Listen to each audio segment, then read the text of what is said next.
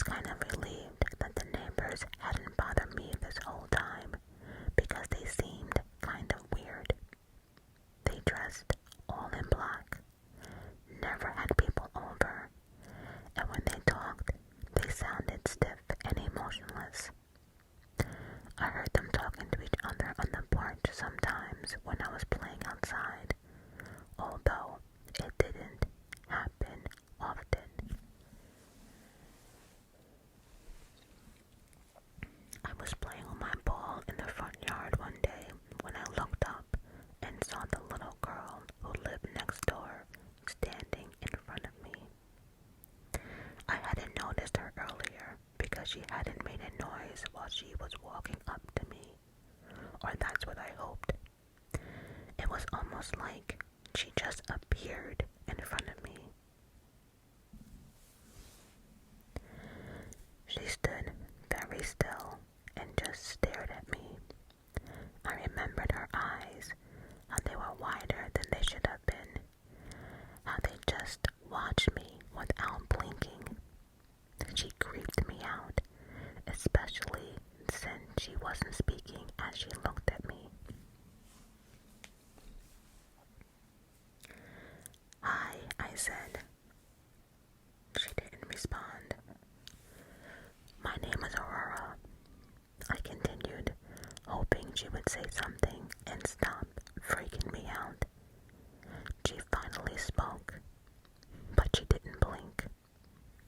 "My name is Alice." There was nothing really wrong with her voice. Not something I could explain at least, but it still made me feel uneasy for some reason. It was just as stiff and emotionless as the rest of her family, except it had a slight to it, almost like there was danger lurking beneath the surface of her face. I kicked my ball as she watched my foot. "Do you want to play?" I was hoping she would say no and go away.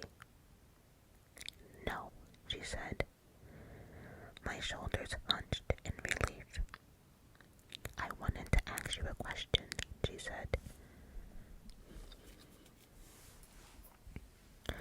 I immediately tensed up again.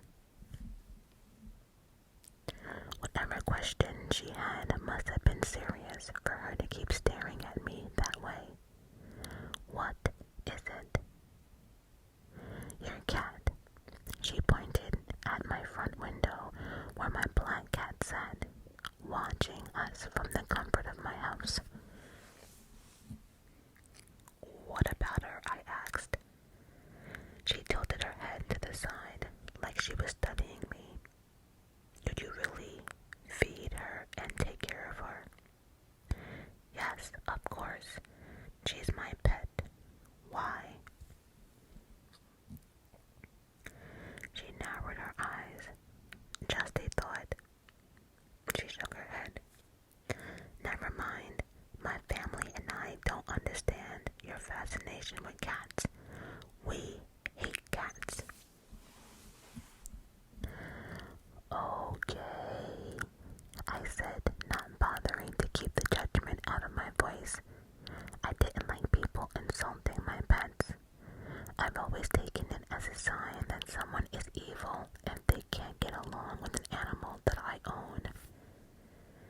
She walked back to her house and I continued to kick the ball, thinking about how strange that girl was.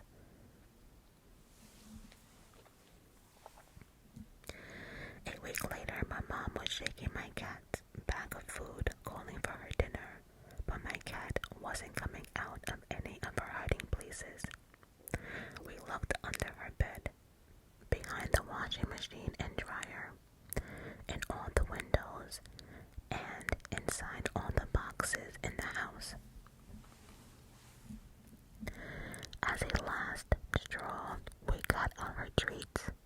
It was guaranteed way to get my cat to come out of any of her hiding places, but it didn't work.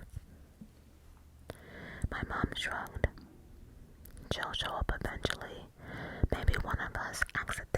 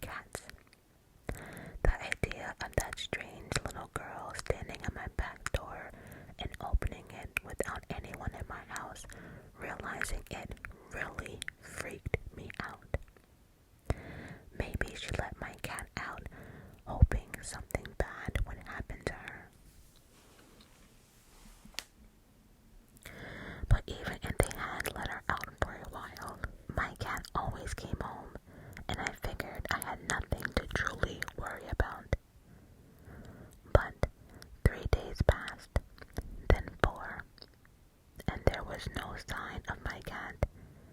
If she was running around on the streets, then she had to be thirsty or starving by now. I hadn't lost hope about my cat returning, but my mother told me there was a chance that she might never come back, and I needed to accept the possibility. I was playing jump rope outside when the neighbor girl decided to come over and stare at me.